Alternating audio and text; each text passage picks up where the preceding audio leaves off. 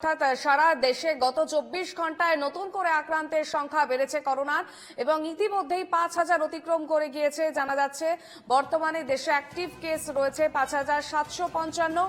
রাজ্য গত 24 ঘন্টায় করোনা আক্রান্তের সংখ্যা কিন্তু একেবারে বেড়েছে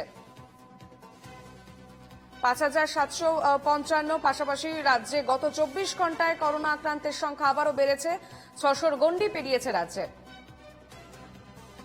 আমাদের সঙ্গে সরাসরি রয়েছেন আমাদের প্রতিনিধি ইন্দ্রনীল ঘোষ। ইন্দ্রনীল, দেশে 5,700 অতিক্রম করে গিয়েছে, সেক্ষেত্রে রাজ্যের এই মুহূর্তে কি অ্যাক্টিভ কেস রয়েছে? একদমই। দেখো, ইতিমধ্যেই কিন্তু 5,000-এর গণ্ডি কিছুদিন আগে পেরে এবং প্রায় 6,000-এর কাছাকাছি পৌঁছতে শুরু করেছে এই করোনা আক্রান্তের সংখ্যা, এবং রাজ্যেও কিন্তু একই রকম ভাবে বৃদ্ধি পাচ্ছে করোনা আক্রান্তের সংখ্যা। প্রায় 600-র গণ্ডি প্রায় পেরোচ্ছে, যদিও সুস্থতার হারও কিন্তু সমানভাবেই বাড়ছে, এমনটাই কিন্তু সূত্র মারফত জানা যাচ্ছে। ফলে যেভাবে করোনার গ্রাফ ঊর্ধ্বমুখী হলেও তার সাথে সুস্থতার হারও কিন্তু একই রকম ভাবে বাড়ছে। এবং বেশ কিছু যে নির্দেশিকা কেন্দ্রের তরফ থেকে দেওয়া হয়েছিল, কেন্দ্রীয় স্বাস্থ্য পরিবার কল্যাণ দপ্তরের তরফ থেকে, সেখানে কিন্তু মাস্ক পরা, স্যানিটাইজেশন এবং তার সাথে সোশ্যাল ডিস্টেন্সিং অর্থাৎ যে ফিজিক্যাল ডিস্টেন্স যেটা বলা হচ্ছে সেটা মেনটেন করার কথাও কিন্তু বলা হয়েছিল। ফলে এই যে ব্রেক করার কথা বারংবার বলা হচ্ছে, যদিও চিকিৎসক যারা রয়েছেন তারা কিন্তু স্পষ্টতই বলছেন যে আতঙ্কিত হওয়ার মতো কিছু নয়, সুস্থতার পরিমাণ বেশি হচ্ছে এবং আতঙ্কিত না হয়ে সজাগ থাকতে হবে, এবং তার সাথে প্রত্যেকে যখনই কারোর অসুস্থ বোধ হবে সঙ্গে সঙ্গে তার টেস্ট এবং তার সাথে চিকিৎসকদের পরামর্শ করার কিন্তু কথা বলা হচ্ছে। অর্পিতা। বেশ ইন্দ্রনীল, পাশাপাশি কেন্দ্রের তরফ থেকে কি কি নির্দেশিকা জারি করা হয়েছে এই মুহূর্তে? দেখো, একটা যে বিজ্ঞপ্তি, সেই বিজ্ঞপ্তিতে যেটা বলা হয়েছিল যে মাস্ক পরা, স্যানিটাইজেশন এবং টেস্টিং এর কথা যেটা বলা হয়েছে, এবং আইসোলেট করা অর্থাৎ অসুস্থ বোধ করলে তাকে নিজে থেকে আইসোলেট হওয়া এবং চিকিৎসকদের পরামর্শ, এই বিষয়টা কিন্তু তাদের তরফ থেকে বলা হয়েছিল, এবং সেই মতোই কিন্তু যারা চিকিৎসক রয়েছেন এবং রাজ্যগুলোকেও কিন্তু বলা হয়েছিল যে তাদের যে পরিকাঠামো, সেই পরিকাঠামো কতটা ঠিক আছে সেই বিষয়টাও কিন্তু তাদের তরফ থেকে বলা হয়েছিল। ফলে আপাতত যে সিচুয়েশন, সেই সিচুয়েশনের ওপর ভিত্তি করে যে বিজ্ঞপ্তি, সেই বিজ্ঞপ্তি কিন্তু দেওয়া হয়েছিল। অর্পিতা।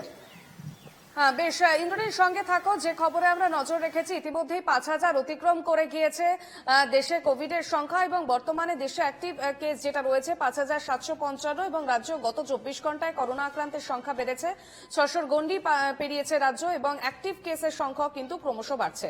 কেন্দ্র স্বাস্থ্য ও পরিবার কল্যাণ মন্ত্রকের তরফ থেকে ইতিমধ্যেই বেশ কিছু রাজ্যগুলিকে নির্দেশিকা দেওয়া হয়েছে, পাশাপাশি সাধারণ মানুষদের জন্য সতর্কতা অবলম্বন করার কথা বলা হয়েছে।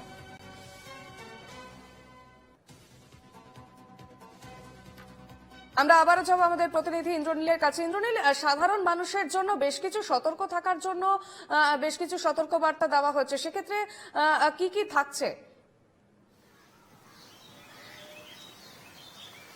দেখো, মাস্ক পরা কথা বলা হয়েছে, স্যানিটাইজেশন অর্থাৎ বারংবার হাত ধোয়ার কথা, এই যেগুলো যেমন বলা হয়েছে, তেমনি কিন্তু অসুস্থ বোধ করলে চিকিৎসকদের পরামর্শের কথাও কিন্তু বলা হয়েছে, এবং সেই মতো চিকিৎসকরা যে পরামর্শ দেবেন অর্থাৎ নিজেদের আইসোলেট করে রাখা এবং তার সাথে সাথে ফিজিক্যাল ডিস্টেন্স যেটা মেনটেন করার কথা বলা হচ্ছে, এই যে বিভিন্ন বিষয়গুলো কিন্তু বলা হচ্ছে। যদিও চিকিৎসক যারা রয়েছেন তারা বলছেন আতঙ্কিত না হওয়ার কথা, এবং তাদের তরফ থেকে যেটা বলা হচ্ছে যে আতঙ্কিত না হয়ে তাদের সঙ্গে পরামর্শ করা, এবং পরামর্শ করে আইসোলেট অর্থাৎ শারীরিক অসুস্থতা হলে টেস্টিং, এবং টেস্টের সাথে সাথে যদি তার পজিটিভ রিপোর্ট আসে তাহলে নিজেকে আইসোলেট করে, যেরকম ভাবে আগের সিচুয়েশনে করা হয়েছিল ঠিক আইসোলেট করে নিজেকে রেখে দিতে হবে, এবং তার সাথে যে চিকিৎসকদের পরামর্শ, সেই চিকিৎসকদের পরামর্শ নেওয়ার কথাও কিন্তু তাদের তরফ থেকে বলা হয়েছে। ফলে যে বিজ্ঞপ্তি, যে নির্দেশিকা, সেখানে কিন্তু স্পষ্টতই এই বিষয়গুলোই উল্লেখ করা হচ্ছে, এবং তার সাথে সাথে রাজ্যগুলোর যে পরিকাঠামো, সেই পরিকাঠামোগুলোর দিকেও কিন্তু নজর রাখার কথা বলা হয়েছে।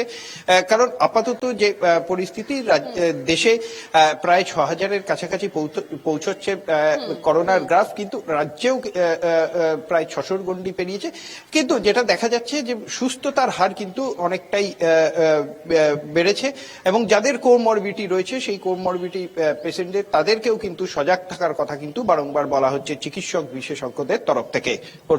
নজর রাখো। ধন্যবাদ ইন্দ্রনীল।